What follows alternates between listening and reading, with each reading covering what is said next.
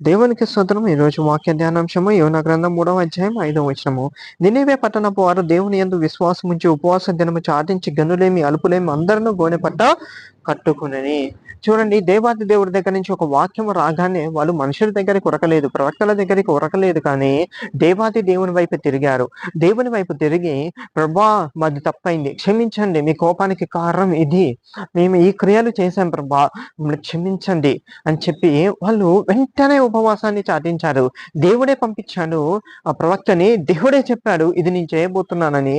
కానీ దేవుడి మనస్సు వాళ్ళు ఎరిగి, నా దేవుడు క్షమిస్తాడు, మా పట్ల కరుణిస్తాడు, మమ్మల్ని ఈ ఇబ్బందికైనా గురి చేసేటటువంటి వాడు కాడు, ఆయన మాటలు మేము గైకొనాలి అన్న ఆలోచన వాళ్ళకి ఎప్పుడైతే కలిగిందో వెంటనే వాళ్ళు ఉపవాసం ఉండి దేవుని వైపు తిరిగారు.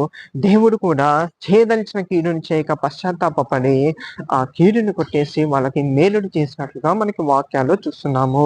మనము కూడా శ్రమ వచ్చినా, ఇబ్బంది వచ్చినా, వేదన వచ్చినా మనుషుల దగ్గరికి పరిగెత్తే వారిగా కాకుండా, సంఘాలు మార్చుకుంటా వెళ్ళేవారిలా కాకుండా, దేవుడి దగ్గరికి వెళ్ళి ముందు మోకరించి ప్రార్థించి, అక్కడ పరిస్థితిని బట్టి ఉపవాసం ఉండి ప్రార్థించి, దాని నుంచి దేవాతి దేవుడు ఎటువంటి మాట ఇస్తాడా అనేది వెయిట్ చేసి చూసి కనిపెట్టి దేవుడి దగ్గర నుంచి ఒక మాట పొందుకొని ఆ మాటని ఎత్తి పట్టుకొని ప్రార్థించినప్పుడు దేవాతి దేవుడే మనని విడిపిస్తాడు.